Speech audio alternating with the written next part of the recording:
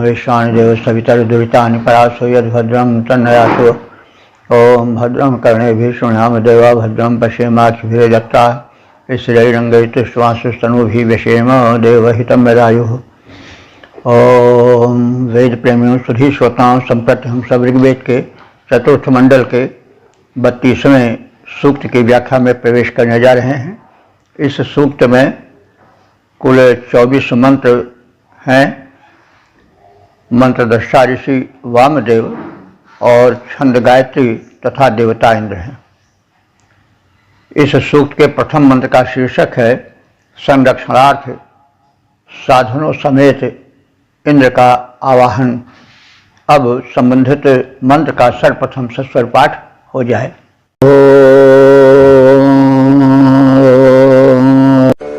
आतो न इन्द्रवृत्रहन्नस्माकमर्धमागहे महान्महेभिरोतिभिः। इस प्रथम मंत्र में शत्रु बाधा से मुक्ति देने वाले इंद्र का आवाहन है। हम सब नित्य शत्रुओं से घिरे रहते हैं, कभी रोग, कभी शोक, कभी दुख, कभी दारिद्र्य, कभी दुष्टों का संकट, कभी सज्जनों का वियोग, कभी दुर्जनों का संयोग। इस प्रकार से मानव जीवन जो है अनेक प्रकार के शत्रुओं से घिरा रहता है। तो हमें शत्रु शब्द जहां आए वहां उसका व्यापक अर्थ लेना उचित होगा। शत्रु केवल वही नहीं है जिससे हमसे अनबन है। शत्रु वे सभी हैं जो हमें पीड़ा पहुंचाते हैं। तो इसका क्षेत्र व्यापक है और पूर्ण सुखी जीवन के लिए आवश्यक है कि शत्रु बाधा न रहे। तो ऋषि इंद्र का, जो कि शीर्ष संचालक सर्वोत्कृष्ट देवता है ऋग्वेद का, कर्तुम अकर्तुम अन्यथा कर्तुम की जिसमें शक्ति समाहित है, तो उससे प्रार्थना की जा रही है कि हे भगवान, हमें शत्रु बाधा से मुक्ति दो।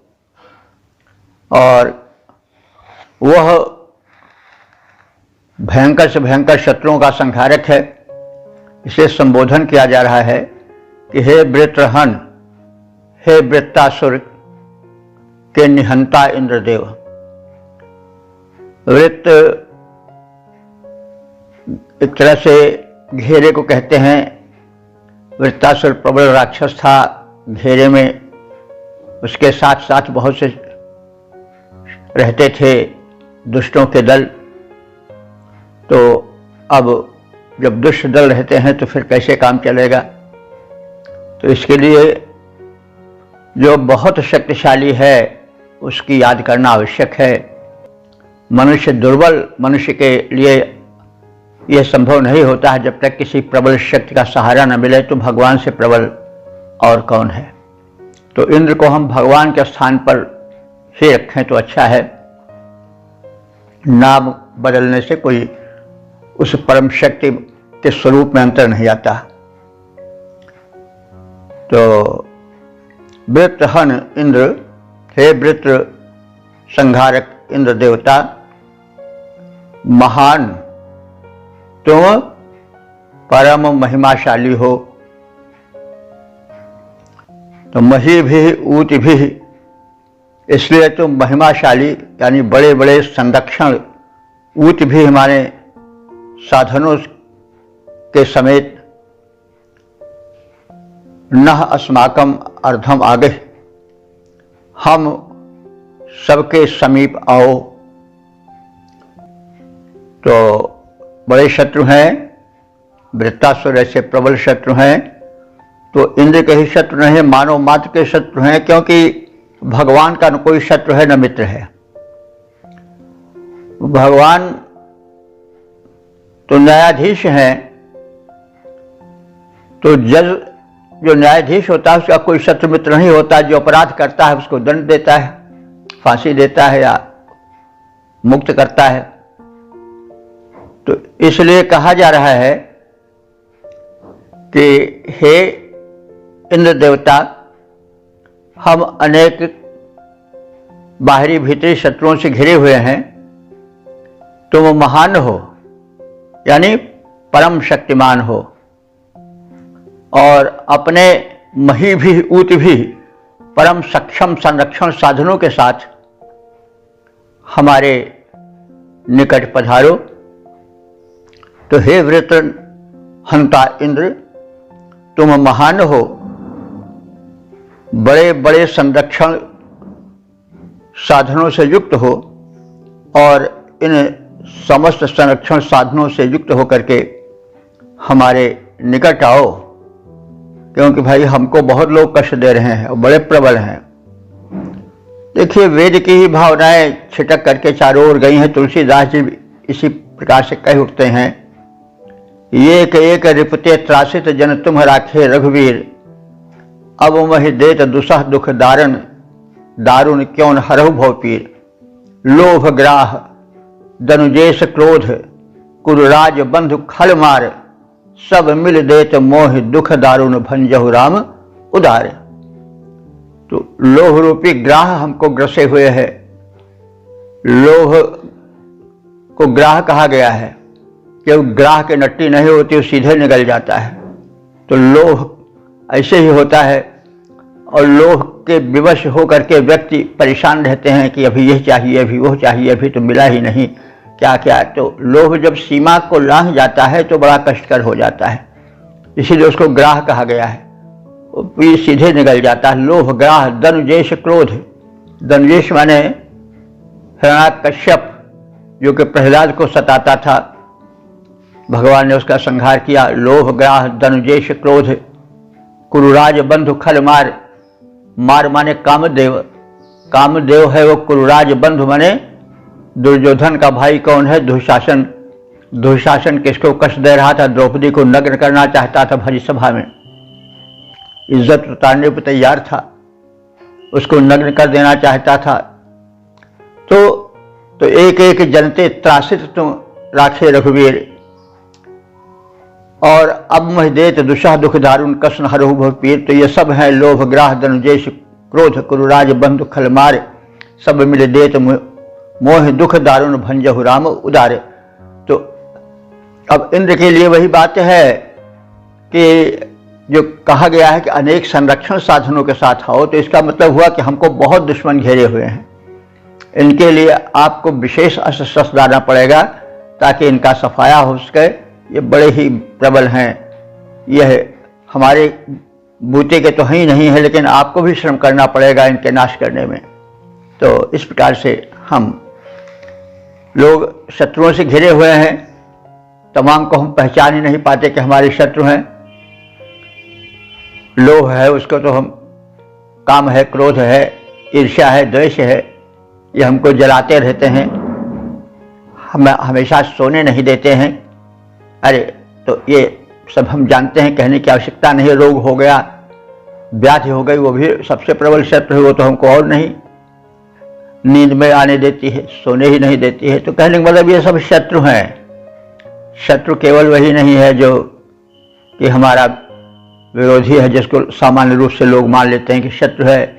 तो हमारा जीवन सुखी तब हो पाएगा जब ये समस्त शत्रु जो शास्त्रों में गिनाए गए हैं ये सब नष्ट हों, और इनके नष्ट करने के लिए सामान्य शक्ति नहीं, उस परम शक्ति की आवश्यकता होती है, तब जीवन सुखी हो जाएगा। नहीं तो फिर जब इन विकारों से जीवन शून्य होगा तो फिर कहाँ शत्रु। शत्रु तो हम बनाते हैं, अगर चाहें तो शत्रु नहीं रह सकते हमारे, जिसको हम शत्रु कहते हैं। तो इस तरह से, लेकिन ये जो भीतरी शत्रु हैं जिनके नाम कुछ गिनाए गए हैं, ये बड़े भयंकर हैं। तो ये भगवान इनसे छुट्टी दे सकते हैं, ये व्यक्तिगत मनुष्य के हाथ की बात नहीं है। तो इस तरह से हमें अर्थ की व्यापकता में प्रवेश करना चाहिए। तो हे वृत्र हंता इंद्रदेव, तुम महान हो और हमें बलवान शत्रु घेरे हुए हैं, अनेक बहुसंख्यक हैं वो, तो तुम विशिष्ट संरक्षण साधनों से हमारे रक्षण हेतु पधारो, हम तुम्हारे हैं, अस्तु हमारे निकट आओ। तो हे वृत्रहंता इंद्र, तुम महान हो, बड़े बड़े संरक्षण साधनों से युक्त हो, और इस प्रकार से हमारे निकट हमारे संरक्षण के लिए आओ।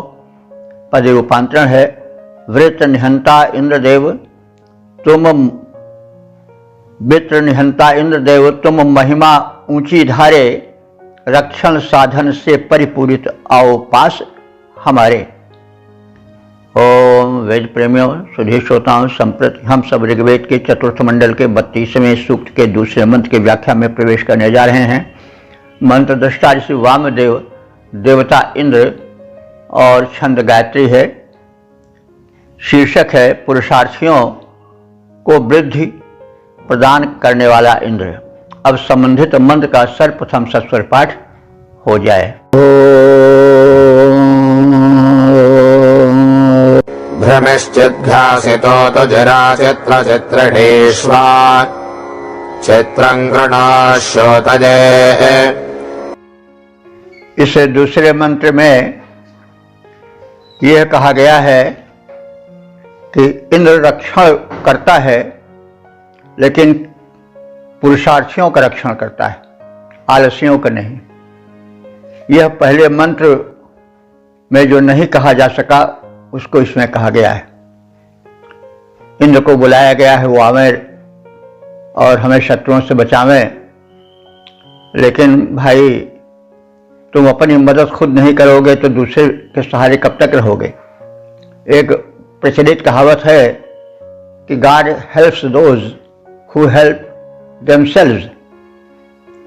तो भाई भगवान उन्हीं की मदद करता है जो अपनी मदद स्वयं करते हैं।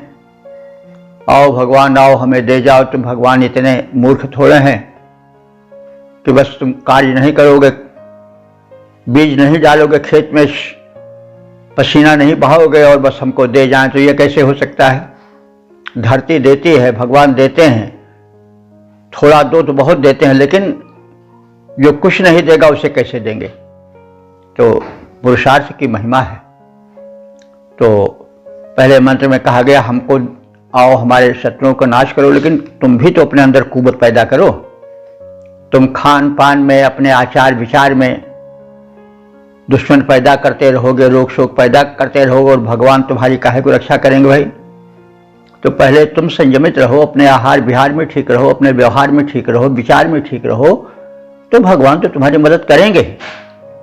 लेकिन तुम अपने में भी पहले कुवत पैदा करो, पात्रता पैदा करो। जो पात्र होता है उसी को धन मिलता है। बिन मांगे मोती मिले और मांगे मिले न भीख, ये तो बड़ा प्रसिद्ध सिद्धांत है। तो इसलिए ऋषि सावधान कर रहा है कि भगवान से प्रार्थना करो, वे तुम्हें देंगे, लेकिन स्वयं में भी तुम पात्रता लाओ। तो इस प्रकार से हम इस भाव की छाया में मंत्रार्थ करें। हे इंद्र तुम भूमि चित, भूमि का अर्थ होता है, हम लोग तो पृथ्वी जानते हैं, पृथ्वी सबको धारण करती है, तो उस अर्थ में भी इंद्र सबको धारण करने वाले हैं, सबका भार संभालने वाले हैं। लेकिन सायण ने कहा है भूमि के अर्थ में, भूमि का अर्थ होता है भ्रमणशील। तो भूमि माने भ्रमणशील। तो इससे हम यह भी अर्थ निकाल सकते हैं कि ऋषियों को ज्ञान था कि पृथ्वी घूम रही है। पहले तो लोग यही तमाम समझते हैं कि सूर्य देवता चल रहे हैं, पृथ्वी नहीं चल रही है, लेकिन यह सत्य सामने लाया गया। ज्यादातर लोग इसको आज की खोज समझते हैं, लेकिन यह शब्द बता रहा है कि यह हमारे ऋषियों को बहुत पहले ज्ञान था कि धरती घूमती है, इसलिए भूमि का अर्थ भ्रमणशील कहा गया है। वैसे भूमि का अर्थ हुआ कि आधार देने वाला भी, तो भगवान सबको आधार देते हैं, लेकिन सायण ने अपने व्याख्या में भूमि का अर्थ भ्रमणशील किया है। तो भूमि चित, हे इंद्र तुम भ्रमणशील हो। भ्रमणशील का मतलब हुआ कि भाई जो महान होता है उसके कार्य महान होते हैं, उसको बहुत दूर दूर तक आना जाना पड़ता है। जो प्रधानमंत्री हैं और लोग हैं वो अपना टूर उनका लगा ही रहता है, कहीं यहाँ कहीं वहाँ, कहाँ देश कहीं विदेश। बैठे रहेंगे तो काम नहीं चलेगा ना।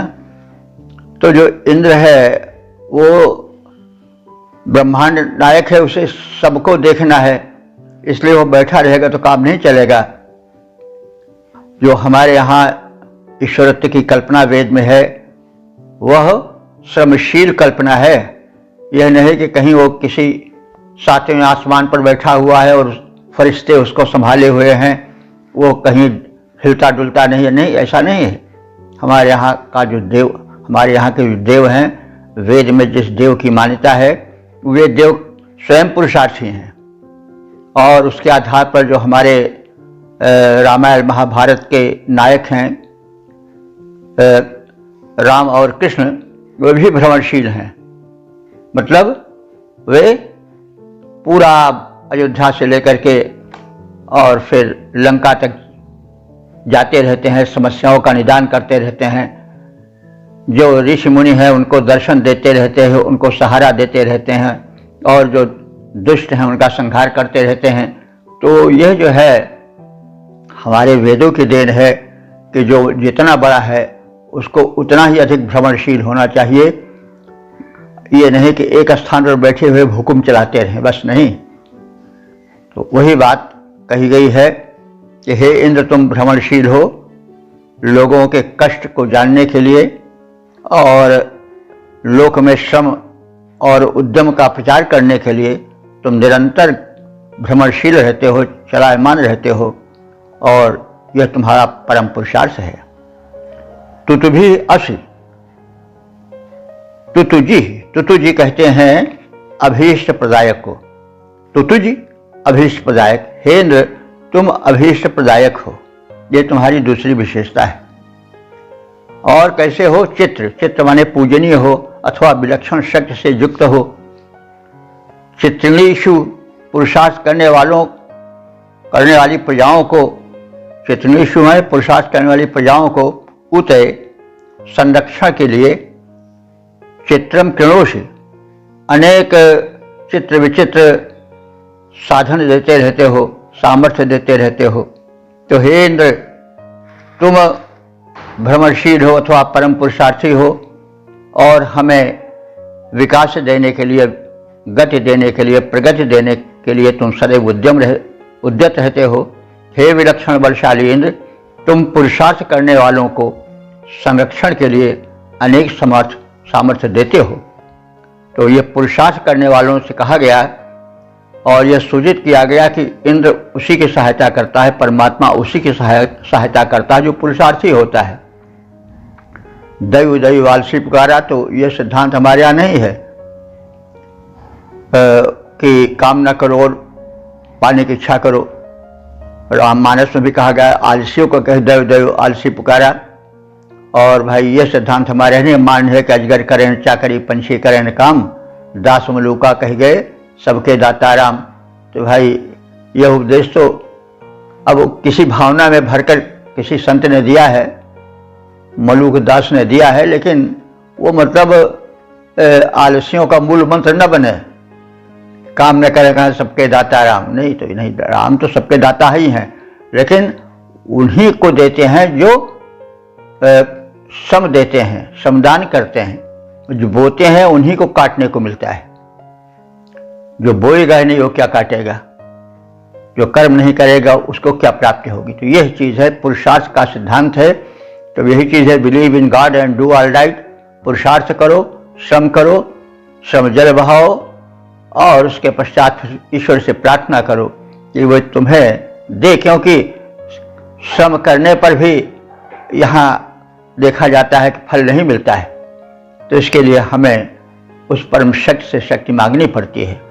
तो शक्ति मांगना बुरा नहीं है, हम ध्यान करें, परमात्मा से मांगें, हमारा हक है, वे हमारे पिता हैं, हम उन पर अधिकार रखते हैं, उनसे मांग सकते हैं, लेकिन यह नहीं कि कुछ काम नहीं करें, उद्यम नहीं करें और बस बैठे बैठे चाहें कि हमारे मुख पे सब चीज़ आ जाए। यह संभव नहीं है। माता भी बिना रोए हुए, बिना प्रार्थना सुनाए हुए पुत्र को दूध नहीं देती है। तो शिष्य के सिद्धांत के हिसाब से चलना चाहिए।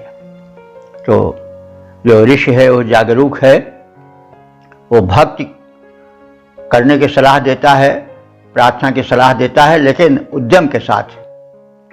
वो जो हाथ पैर नहीं हिलाना चाहते हैं, उनको उन पर परमात्मा की कृपा नहीं होती है। तो हे इंद्र, तुम भ्रमणशील हो, पुरुषार्थी हो, हमें विकास या प्रगति प्रदान करने वाले हो। हे विलक्षण बलशाली इंद्र, तुम पुरुषार्थ करने वालों को संरक्षण देने वाले हो और हमें भी उस संरक्षण से वंचित न करो, संरक्षण देते रहो। तो भ्रमणशील हो, पद रूपांतरण, भ्रमणशील हो, करते रहते हमको वृद्धि प्रदान। हे इंद्रदेव, भ्रमणशील हो, करते रहते हमको वृद्धि प्रदान, उद्यमियों को देते बहु रक्षण, हे इंद्र महान। ओ वेद प्रेमियों, सुधीर श्रोताओं, संप्रति हम सब ऋग्वेद के चतुर्थ मंडल के 32वें सूक्त के तीसरे मंत्र की व्याख्या में प्रवेश करने जा रहे हैं। मंत्र दृष्टा से वामदेव, देवता इंद्र और चंद्र गायत्री है। शीर्षक है इंद्र की शक्तिमत्ता का कथन। अब संबंधित मंत्र का सर्वप्रथम सस्वर पाठ हो जाए।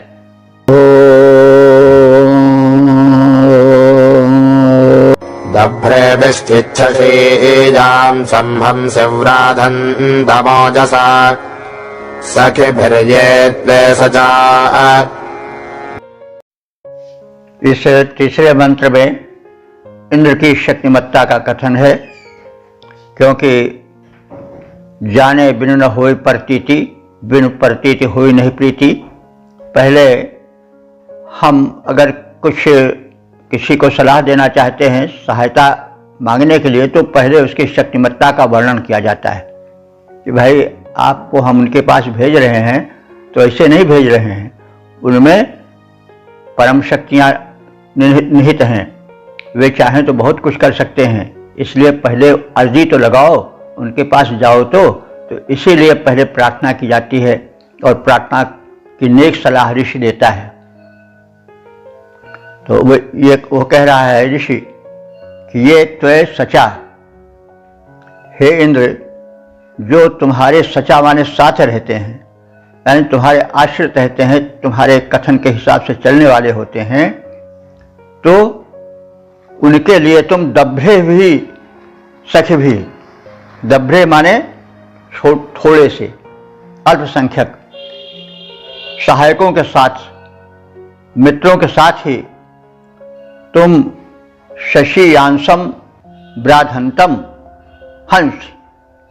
शशियांशम माने होता है उछल कूद करने वाले, उछलने वाले, और ब्राधंतम का विशेषण है। यह ब्राधंतम माने बाधा पहुंचाने वाले शत्रु। वे शत्रु जो कि प्रबल हैं और अपने बल पर अभिमान करते उछलते घूमते हैं, उनको तुम अल्प सहायकों के सहायता से ही मार सकते हो, क्योंकि तुम प्रबल शक्तिमान हो। तो शशियांशम है, तो शशियांशम का हुआ शश धातु से बना है। शश माने होता है उछलना, प्लुति। तो इसी शश से शशक भी बना है। शशक खरगोश कहते हैं, तो वो प्लुत करता है, प्लुत माने उछलता हुआ चलता है। तो शश कहते हैं प्लुति को, उछलने को। तो यहाँ पर आया है कि शशियांशम ब्राधंतम, वे शत्रु जो कि अपने शक्ति के कारण उछलते हुए चलते हैं, यानी गर्भ में फूले हुए चलते हैं, उनको तुम परास्त कर देते हो। और अल्पसंख्यकों के साथ ही, यानी तुम्हारी शक्ति अपार है, तो जो सहायक हैं वो तो केवल एक शोभा होते हैं। तो यह महापुरुषों या महाशक्तियों का लक्षण है। रघुवंश में कालिदास ने कहा है कि भाई सेना परिषदस्तस्य द्वयमेवार्थ साधनम, और शास्त्रेषु अकुंठिता बुद्धिर और मौरवी धनुष चातता। राजा मतलब जो रघुवंशी राजा थे, उनके लिए तो सेना परिच्छद थी। सेना एक मतलब शोभा थी कि भाई राजा महाराजा उनके फौज पलटन होनी चाहिए। लेकिन वे शत्रुओं का दमन कैसे करते थे और उसके लिए क्या साधन उनका था कि एक तो शास्त्रीय स्वकंठता बुद्धि, उन्हें विपुल शास्त्र ज्ञान था कि जो विद्वान वर्ग हैं वे उनके शास्त्र ज्ञान से ही झुके रहें, और मौरवी धनुष चातुता और धनुष पर चढ़ी हुई डोर उस वे चारों ओर उनकी रहती थी टंगी। वो धनुष पर हमेशा तीर चढ़ाए रहते, उर्वी कहते हैं डोर को। तो धनुष जब निष्क्रिय अवस्था में रहता है तो उसकी डोर ढीली कर दी जाती है, और जब तीर चलाना होता है तो उसकी डोर को कस दिया जाता है। तो मौरवी कहते हैं डोर को, प्रत्यंचा को। तो धनुष पर चढ़ी हुई प्रत्यंचा और शास्त्रों में अकुंठित बुद्धि यानी तीव्र बुद्धि का प्रवेश।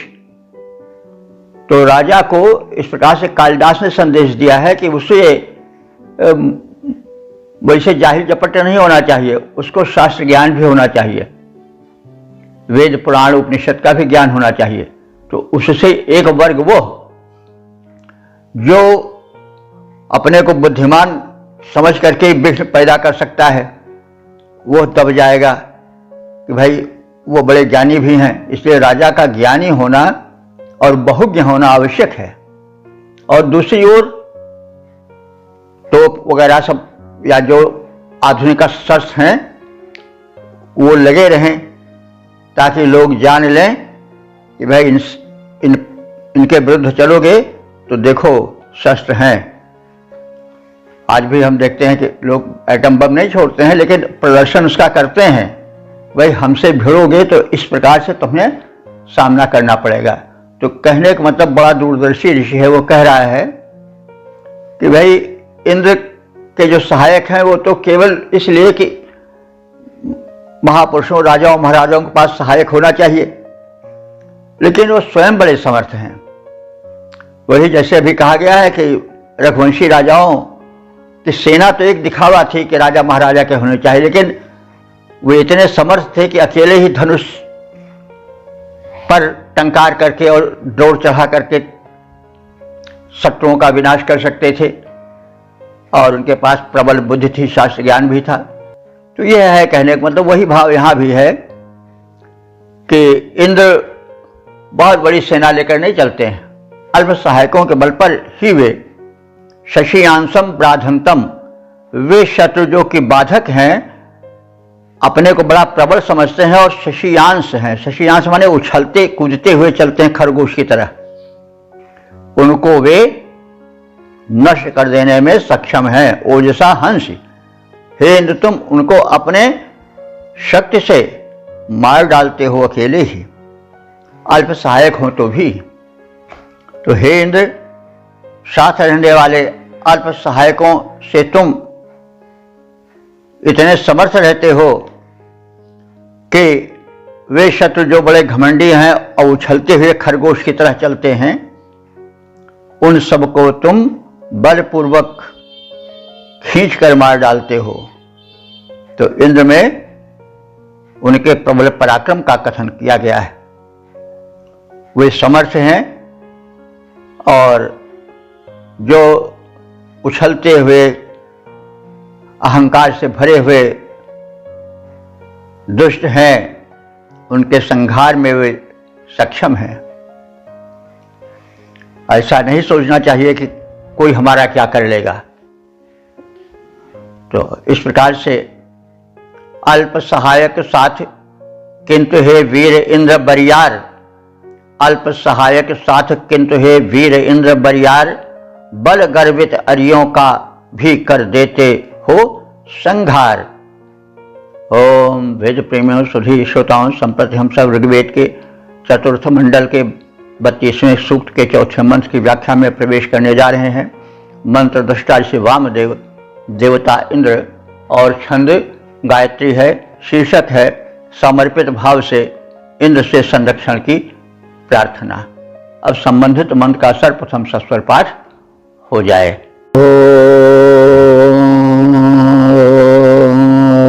भजमिन्द्रत्वे सजा भजन्वाभिनो नमः अस्मां इदुदवा। इस चौथे मंत्र में यह भाव व्यक्त किया गया है कि इंद्र समर्पित भक्तों की प्रथम रक्षा करते हैं और प्रार्थना है कि वे जो समर्पित भक्त हैं उनको प्राथमिकता दें जो है वो संरक्षण में।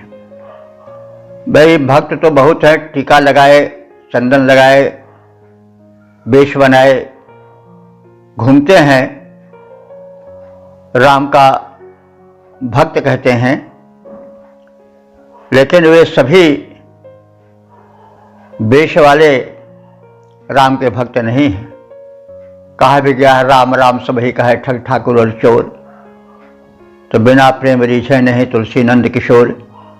तो प्रेम में भी समर्पण होना चाहिए, इसीलिए कहा गया है त्वमेव माता च पिता त्वमेव बंधुश्च सखा त्वमेव विद्या द्रविणम त्वमेव सर्वम मम देव देवा। मेरे तो तुम ही हो। मीरा भी कहती है मेरे तो गिरधर गोपाल दूसरो न कोई, जाके सिर मोर मुकुट मेरो पति सोई। तो भक्ति में प्रेम में समर्पण होना चाहिए।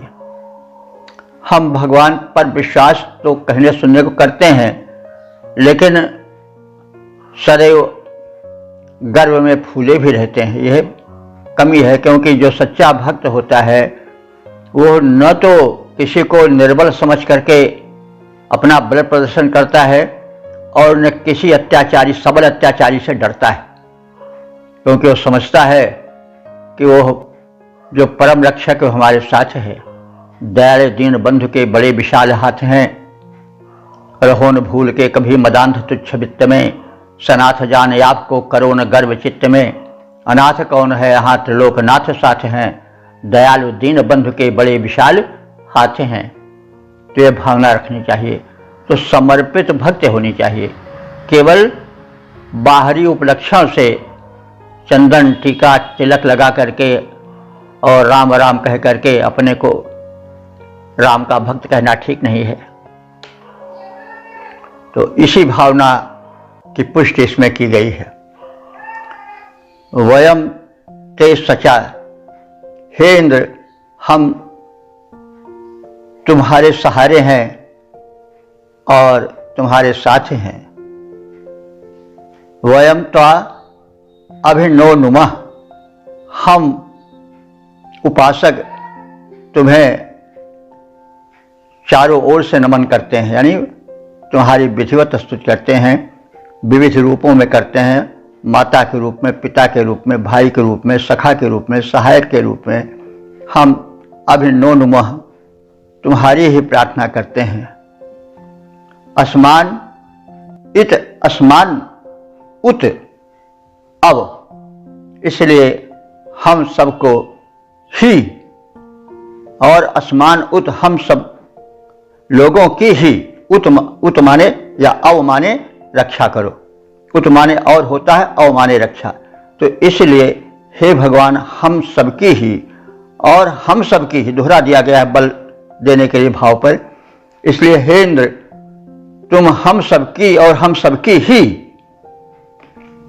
रक्षा करो। तो समर्पण भाव है।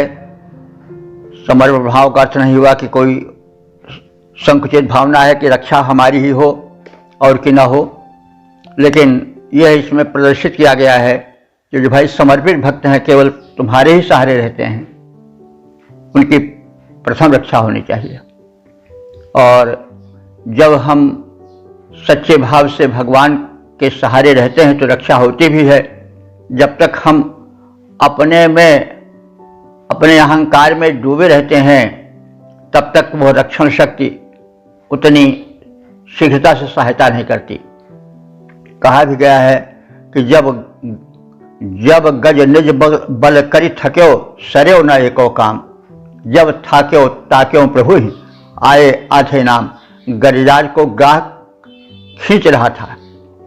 कहा जाता है पुराणों में कि हजारों साल तक युद्ध चलता रहा। कभी ग्राह प्रबल पड़ता था, कभी गज प्रबल पड़ता था, लेकिन वह तब तक डटा रहा, भगवान का सहारा नहीं लिया। तो इसलिए भगवान भी कहे भाई ठीक है लड़ लो, तुम्हारे भी बल है, उनके भी बल है, तमाशा तब तक देखते रहे। लेकिन जब थाके ताके प्रभु, जब वो निराशित हो गया और समर्पित भाव से भगवान को पुकारा, तब आयो आधे नाम, यानी हे भगवान आओ। यह पूरा नहीं कह पाए भगवान या प्रभु, थोड़ा ही शब्द जैसे उच्चारण किए तैसे आ गए भगवान सहायता के लिए। जब थाके ताके प्रभु, जब निराशित होकर के समर्पित भाव से भगवान को याद किए, तो फिर पूरा नाम भी नहीं कह पाए कि हे हरि, हे हाँ ऐसे कहे, हरि नहीं कहे तो ही आ गए। तो कहने का मतलब भक्ति में समर्पण होना चाहिए। मतलब भगवान हमारे हैं, हम भगवान के हैं, वे हमारे रक्षक हैं, उन पर पूर्ण हम आश्रित हैं। तो जब शुद्ध सरल भाव से आश्रय भगवान का लिया जाता है तो वे सहायक होते हैं। तो कर्माज की बात पहले ही कही गई, कर्म करना बुरा नहीं है, लेकिन कर्म में समर्पण होना चाहिए और पूर्ण विश्वास होना चाहिए, जीवित विश्वास। हमारे एक मित्र थे, वे कहा करते थे कि हम लोग भगवान में जीवित विश्वास नहीं करते, यानी मानते तो हैं भगवान है, लेकिन वो जो भाव रहता है वो मृत सा रहता है, अचेतन सा रहता है, जीवित विश्वास नहीं रहता है। इसलिए विश्वास, जीवित विश्वास की आवश्यकता है। कहने का मतलब वो विश्वास जो पूर्ण रूप से सही रूप से आवे। तो वही बात कही गई है कि भगवान से ऋषि प्रार्थना कर रहा है कि हे भगवान तुम रक्षा करो और पहले हमारी रक्षा करो, क्योंकि हम तुम्हारे समर्पित भक्त हैं। तो समर्पित भक्त होने का मतलब हुआ कि अहंकार छोड़ करके भगवान का सीधा सहारा लेना। तो हे इंद्र, हम तुम्हारे हैं और तुम्हारी स्तुति करते हैं, इसलिए तुम हमारी, केवल हमारी ओर ही सर्वप्रथम आओ और रक्षा करो। हम तेरे हैं, तेरे ही हैं, हम तेरे हैं, तेरे ही स्तुति करें तुम्हारी, अस्तु विशेष रूप से भगवान रक्षा करो हमारी। ओम वेद प्रेम सुधे श्रोताओं संप्रति हम सब ऋग्वेद के चतुर्थ मंडल के 32वें सूक्त के 5वें मंत्र की व्याख्या में प्रवेश करने जा रहे हैं। मंत्र दृष्टा ऋषि वामदेव, देवता इंद्र और छंद गायत्री है। शीर्षक है संरक्षण साधनों समेत इंद्र का आवाहन। अब संबंधित मंत्र का सर्वप्रथम सस्वर पाठ हो जाए।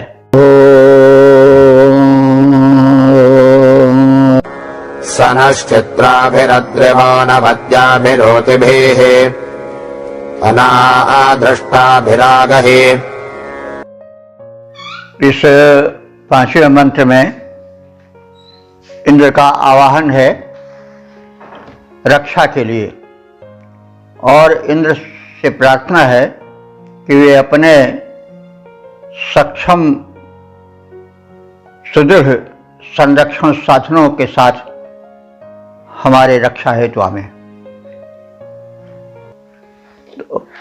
अद्रिवाह, अद्रिवाह माने वज्रधर। अद्र कहते हैं वज्र को। अद्र पर्वत के अर्थ में अधिक प्रयुक्त है, लेकिन ऋग्वेद में अद्र शब्द इंद्र के वज्र के लिए विशेष रूप से आया है। तो अद्रिवाह, हे वज्रधर इंद्र। वज्र जो है इंद्र का अस्त्र है, जो कि अचूक होता है, अमोघ होता है। वज्रपात हम सामान्य रूप से देखते हैं कि जब बिजली गिरती है, वज्रपात होता है, तो उस प्रहार को कोई रोक नहीं पाता है। तो इसलिए उस प्रबल शक्तिवान के पास उसका अस्त्र भी प्रबल होना चाहिए।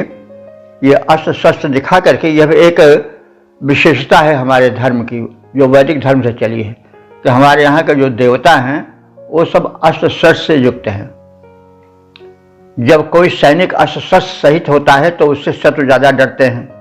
जब देखते हैं इसके पास गोला बारूद बंदूक कुछ है ही नहीं तो काहे को डरेंगे। तो इसीलिए हमारे यहाँ कोई भी देवी देवता हो उसके हाथ में अस्त्र शस्त्र जरूर रहता है, और यह इसलिए है कि शत्रु उससे भयभीत हों और जो भक्त हैं वो और सुदृढ़ हों कि हमारे जो रक्षक हैं वो धनुर्धर हैं, चक्रधर हैं, गदाधर हैं, इसलिए हम निर्भय रहें। तो इसलिए जो परंपरा शुरू हुई है ऋग्वेद से कि यहाँ के देवता शस्त्रधारी हैं, वो परंपरा हमारे धर्म में अभी तक चली आ रही है। हमारे धर्म में शक्ति की पूजा है। कुछ लोग जो ये कहते हैं कि हमारा धर्म तो क्षमाशील है, तो ठीक से नहीं समझते हैं, या समझते हैं तो किसी कारण से उसको समझाना नहीं चाहते हैं। हमारे धर्म में संतुलन है। हमारे यहाँ क्षमा है तो साथ ही साथ शक्ति भी है, क्योंकि अशक्त की क्षमा का कोई मूल्य नहीं होता। क्षमा शोभती उस भुजंग को जिसके पास गरल है। क्षमा वो सांप कर दे जिसके पास विष है, तब तो वो क्षमा क्षमा है। कमजोर की क्षमा का कोई अर्थ नहीं। अबे जब तुम्हारी शक्ति नहीं है तो क्षमा नहीं करोगे तो क्या करोगे, और मार खाओगे। तो इसलिए क्षमा शब्द उसी के लिए शोभा पाता है जो कि समर्थ है। कमजोर की असमर्थ की क्षमा क्या, वो तो नहीं क्षमा करेगा तो और मार खाएगा। तो इसलिए हमारे यहाँ देव जो हैं वो क्षमाशील तो हैं, लेकिन जितने क्षमाशील है उससे कम वे क्रोधी भी नहीं है। राम के विषय में भी कहा गया है कि कालाग्नि सदृशा क्रोधे क्षमया पृथ्वी समा। राम यदि पृथ्वी के समान क्षमाशील हैं तो कालाग्नि की तरह क्रोधी भी हैं, पूरे भस्म कर देने वाले हैं, जलाकर खाक कर देने वाले हैं। तो बस नाम ही काफी उनका है। तो हमारे यहाँ जो देवत्व की कल्पना है, जो परमात्मा शक्ति की कल्पना है, वो जो है वो बिल्कुल संतुलित है। यह नहीं कि कुछ नहीं, बस राम सहारे नहीं, आप समर्थ बनो। हमारे देवी देवता भी यही सिखाते हैं कि आप न तो बिल्कुल क्रूर बन जाओ और न बिल्कुल ऐसे बन जाओ कि कोई तुम्हें जो चाहे वो ढकेलता रहे, न्याय अन्याय। तो शक्ति होते हुए भी क्षमा की आवश्यकता है, यह वैदिक भावना है। तो हे इंद्र, तुम अद्रिवह हो, वज्रास्त्र धारण करने वाले हो। सह ऐसे तुम चित्रा भी, अनवद्या भी, अन अधुष्टा भी, ऊति भी। ऊति भी माने ऊति कहते हैं संरक्षण को। तो हमारे संरक्षण में आओ। कैसे आओ? उन अस्त्र शस्त्रों के साथ आओ। वे अस्त्र शस्त्र कैसे हों? जो कि चित्रा भी माने विलक्षण हो, प्रशंसनीय हो, अनवद्या भी माने वो अकाट्य हों, और अन अधुष्टा भी, और वे शत्रु द्वारा अदम्य हो, शत्रु उनका सामना न कर पावें। तो ऐसे संरक्षण साधनों के सहित हमारे पास आओ। तो वही चित्राणि अनवद्याभिः, चित्राभिः, अनवद्याभिः, अन अधुष्टाभिः, ऊतिभिः। ऐसे संरक्षण ऊति कहते हैं संरक्षण। ऐसे संरक्षण साधनों के साथ आओ जो कि विलक्षण हो, और अनवद्य बने बिल्कुल निर्दोष, अर्थात उनमें प्रहारक शक्ति की कोई कमी न हो, और अधिष्ठा भी माने वे शत्रुओं के द्वारा काटे न जा सकें, वे अदम्य हों। ऐसे रक्षण साधनों के साथ हे इंद्रदेव हमारे संरक्षण में आओ। भाव समझा जा सकता है कि शत्रु प्रबल हैं, बहुसंख्यक है, तभी इतने विशेषण जोड़े गए हैं रक्षा साधनों के लिए। ये अपने आप ही समझ में आता है। और मनुष्य को हैं भी बहुत, जैसे पहले कहते आए हैं कि भाई आदमी के तो एक नहीं, न जाने कितने शत्रु हैं। कुछ तो ऐसे शत्रु हैं कि जो दिखाई नहीं पड़ते, जैसे वायरसेस, वो एक चम्मच में आ जाए दुनिया भर के मिलकर के, तो भी एक चम्मच हो सकता है, भरे या न भरे, इतने छोटे होते हैं, लेकिन वो इतने होते हैं, उनका प्रहार घातक होता है कि हम लोग सब जानते हैं, कहने की आवश्यकता नहीं। संसार इस समय व्यथित चल रहा है, एटम बम वाले, हाइड्रोजन बम वाले सब हारे पड़े हैं कोरोना से। तो कहने वो कोरोना क्या है, अगर दुनिया भर के कोरोना इकट्ठे कर दिए जाए तो आधे गिलास भी नहीं हो पाएंगे। तो कहने के मतलब शत्रु गुप्त रूप से, प्रकट रूप से, सूक्ष्म रूप से न जाने कितने हैं, इसलिए उसके लिए भिन्न भिन्न संरक्षण साधन होना चाहिए। अरे भाई, किसी को कोई रोग हो गया है तो उसके लिए तलवार तो नहीं काम करेगी ना, सुई काम करेगी, इंजेक्शन वाली दवा की गोली काम करेगी, तो उसके लिए संरक्षण साधन वही है। लड़ाई में तो ठीक है, तीर तोप तलवार भाला सब सही, लेकिन केवल एक एक क्षेत्र लड़ाई का थोड़े है, अनेक क्षेत्र लड़ाई के हैं, तो उसके हिसाब से आवेगी नहीं। कोई रोग से पीड़ित है तो हमें एटम बम लेकर जाएंगे तो थोड़ा ठीक होगा, वो वहाँ के लिए तो बस वही छोटी सी सुई है, इंजेक्शन वही काम करेगा। तो इसीलिए जो ये कहा गया विविध संरक्षण साधनों से आओ जो अकाट्य हों अपने क्षेत्र में, तो ये भाव है।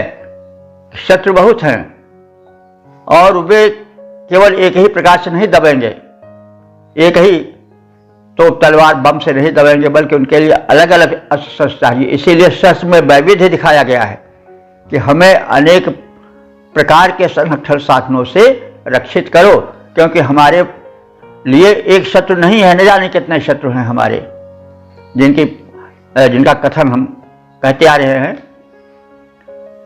तो इस प्रकार से हे इंद्रदेव, तुम शत्रुओं से घिरे हुए मेरे रक्षण के लिए अनेक प्रकार के अपने सुदृढ़ अस्त्र शस्त्र के द्वारा पधारो और न आगही इस प्रकार से हमारे समीप आओ और हमें संरक्षण प्रदान करो। हे वज्रधर इंद्र, तुम प्रशंसनीय दृढ़ और शत्रुओं द्वारा अजेय अभेद्य संरक्षण साधनों से युक्त होकर हमारे संरक्षण हेतु हमारे समीप आओ। जो हो प्रशस्त, दृढ़ हो अजेय, प्रतिद्वंदी दुष्टों के द्वारा, जो हो प्रशस्त, दृढ़ हो अजेय, प्रतिद्वंदी शत्रुओं के द्वारा, हे इंद्र वज्रधर, हे इंद्र वज्रधर आओ ले वो संरक्षण साधन सारा। ओम वेद प्रेमियों, सुधीर श्रोताओं, संप्रति हम सब ऋग्वेद के चतुर्थ मंडल के 32वें सूक्त के 6ठे मंत्र की व्याख्या में प्रवेश करने जा रहे हैं। मंत्र दृष्टा श्री वामदेव देवता इंद्र और छंद गायत्री है। शीर्षक है शत्रु पराजय हेतु इंद्र से बल प्राप्ति की प्रार्थना। अब संबंधित मंत्र का सर्वप्रथम सस्वर पाठ हो जाए। भोजामोषत्वामतः सखाय इंद्रगोमतः युजोवाजाय घृष्वजे। इस छठे मंत्र में इंद्र से प्रार्थना है। वो प्रार्थना इस प्रकार है कि इंद्र भगवान हमें अपना बल भी दें, मतलब हमें वो क्षमता दें कि हम स्वयं भी शत्रु से निपट सकें। तो अब हमेशा देखिए, ख्याल रखिएगा कि शत्रु से मतलब वही नहीं जिससे मुकदमेबाजी है, वही नहीं जिससे विरोध चला। शत्रु के परम रूप हैं, अनेक रूप हैं। तो अब देखिए, बड़ा सुंदर भाव है, सूक्ष्म भाव है। अरे भाई, तुम खुद भी तो शक्तिमान बनो। जब देखो तब बार बार पुकार रहे हैं कि आओ आओ, बचाओ बचाओ, तो ये नहीं, अरे खुद भी तो अपनी रक्षा करो, क्योंकि कहा भी गया God helps those who help themselves. तो यही बात यहां कही गई है कि हे भगवान, हे इंद्र, आप हमारे रक्षा के लिए तो आओ ही, लेकिन साथ साथ हमें भी वह बल प्रदान करो जिससे हम अपनी रक्षा अपने आप कर सकें, बार बार आपको कष्ट न उठाना पड़े। तो ये स्वाभाविक है, मतलब आत्मबल, की मांग यहां पर है। तो हे इंद्र, त्वावतः सखाया, हम सब त्वावतः माने तुम्हारे, सखाया माने मित्र हैं। तो तुम कैसे हो? गोमतः, गाय वाले हो। तो गोधन बहुत बड़ा धन था उस युग का, और गो माने पृथ्वी भी होता है, गो माने इंद्रिय भी होता है, आंख नाक कान हाथ पैर, और गो माने किरण भी होता है। तो गोमतः माने गोधन से युक्त और पृथ्वी से युक्त और सशक्त इंद्रियों से युक्त और किरण से प्रकाश से भी युक्त, यह सब हो सकता है। तो हे इंद्र, त्वावतः सखाया, तुम ऐसे मित्र को पा करके जो कि गोमत हैं, यानी गोधन से युक्त हैं, भूमि खंड जिनके पास है, समग्र भूमि जिनके पास है, जो सशक्त इंद्रियों वाले हैं, पुष्ट अंग जिनके हैं, आदि आदि रूप में भी हम ले सकते हैं। तो हे इंद्र, तुम ऐसे सखा को पा करके जो कि गोमत हैं, गोधन युक्त हैं, वे हमारे सहायक हों, इसके साथ ही साथ धृष्टवे बाजाए, हम धृष्टवे माने दुष्ट शत्रुओं को पराजित करने वाले बल से युक्त हों। तो धृष्टवे माने जो धृष्ट हैं, दुष्ट हैं, और बाजाए, बाज माने होता है, देखिए शक्ति भी होता है, बाज माने अन्न भी होता है और बाज माने शक्ति भी है। दोनों शब्द हम कहीं न कहीं देखें तो लोक भाषा में घुला हुआ मिलता है। बाज से बाजरा है, तो ज्वार बाजरा होता है, मोटा अन्न होता है, लेकिन इसके लिए बहुत मेहनत नहीं करनी पड़ती, ये पथरीली जमीन में भी पैदा हो जाता है। तो ये पहले पूरे अन्न का प्रतिनिधित्व करता था। तो बाज माने अन्न धन भी हुआ, और बाज कहते हैं शक्ति को। आज देखिए वो मतलब बाज शब्द जो है पक्षी के लिए वो भी बड़ा शक्तिशाली होता है, इसलिए उसको बाज कहा जाता है। तो कह रहे बाजो, लोग कहते हैं नहीं कि उनसे बाज जो बजनी करते हैं, लोग प्रयोग में कहते नहीं कि बजनी, तो बजनी करे लागे थे, बजनी माने वही बाज से पर संघर्ष करना, शक्ति दिखाना। तो या बाजी मार ले गया, तो बाज से ही बाजी होगा शब्द। तो इस प्रकार से ऋग्वेद के ही शब्द चारों ओर छिटके हुए पड़े हैं, यह भी ध्यान करना चाहिए। तो हे इंद्र, जो तुम हो वो कैसे हो? तुम अन्नदाता हो, शक्तिदाता हो। तो इसलिए हमें तुम समर्थ बनाओ, हमें वह बाज बने वो शक्ति दो जिससे कि हम स्वयं शत्रु का सामना कर सकें, और हमें जो है वह आप क्षमताएं दो। युजा भूयासम, युजा भूयाम का अर्थ हुआ कि हम योग्य बन जाएं। तो हम आपके सहारे तो रहें, लेकिन केवल आपके ही सहारे न रहें। हमें वह बाज दो, हमें वह बल दो जिससे हम स्वयं अपनी रक्षा अपने आप भी कर सकें। तो हे इंद्र, तुम गोमत हो, गायों के स्वामी हो, अथवा व्यापक पृथ्वी के स्वामी हो, ऐश्वर्यवान हो। हम तुम्हारे ऐसे समर्थ के मित्र हैं, और इस मैत्री की छाया में हम तुमसे शत्रुओं को पराजित करने वाला बल प्राप्त करें, ऐसी हमारी अभिलाषा है। और हमें आप स्वयं में बल धारण करने की क्षमताएं प्रदान करो। कहा भी गया वेद में अन्यत्र भी कि तेजोसी तेजोमयी देहि, ओजोसी ओजोमयी देहि। तुम तेज रूप हो, मुझको तेज दो। तुम शक्ति रूप हो, ऊर्जा रूप हो, हमें ऊर्जा दो। तो यह नहीं कि हम केवल बैठे रहें किसी दूसरे के सहारे, हम स्वयं स्वावलंबी बने। तो ऋषि जो है देव से एक और उनके संरक्षण की प्रार्थना तो करता ही है, साथ ही साथ आत्मबल की भी याचना करता है कि आप हमको स्वयं ऊर्जावान, स्वयं बलवान, स्वयं समर्थ बनाओ। तो इस प्रकार से हम वेद के संतुलित भाव का आनंद लें और उसके अनुसार जीवन बितावें।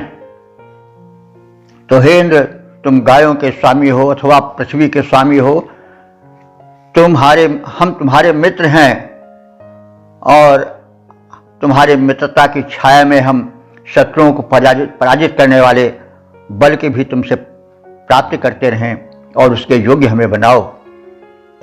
हे इंद्र, भूमि के स्वामी, हम सब हैं मित्र तुम्हारे, अरि को परास्त करने वाली क्षमताएं सारी धारें।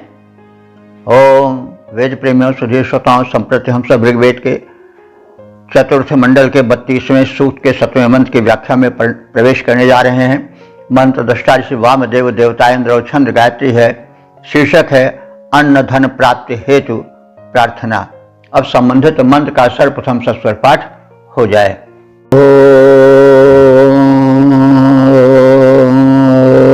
त्वं ह्येक ईशुष इन्द्रवादस्य गोमतः स नो आजन्धे महेमिषम्।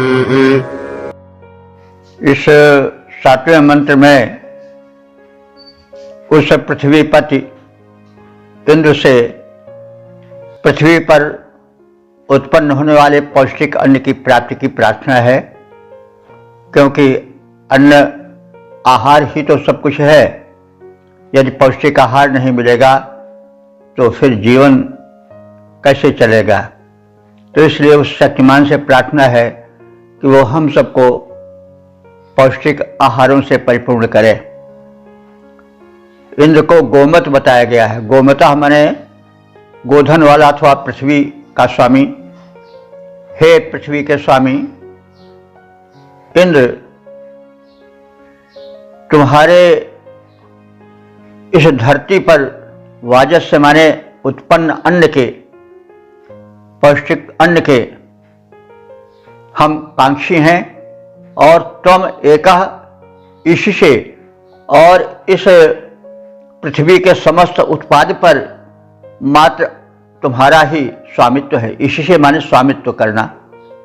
तो इस समस्त उत्पाद पर मात्र तुम्हारा ही ईशत्व है, तुम्हारा ही स्वामित्व है।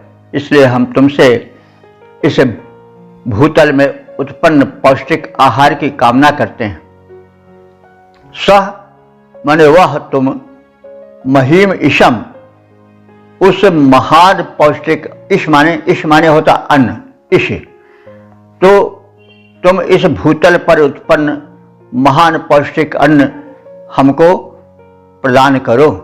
न यंधि, हमें दो।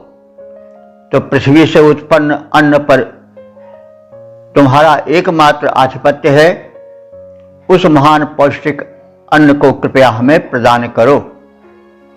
इस धरती से उत्पन्न अन्न के तुम ही एक अधिपति महान। हे इंद्र, इस धरती से उत्पन्न अन्न के तुम ही एक अधिपति महान। हे इंद्रदेव, उस अन्न राशि को कर दो कृपया हमें दान। ओम वेद प्रेमियों, सुधीर श्रोताओं, संप्रति हम सब ऋग्वेद के चतुर्थ मंडल के 32वें सूक्त के 8वें मंत्र की व्याख्या में प्रवेश करने जा रहे हैं। मंत्र दृष्टा ऋषि वामदेव देवता इंद्र और छंद गायत्री है। शीर्षक है इंद्र का अवरोधक कोई नहीं। अब संबंधित मंत्र का सर्वप्रथम सस्वर पाठ हो जाए।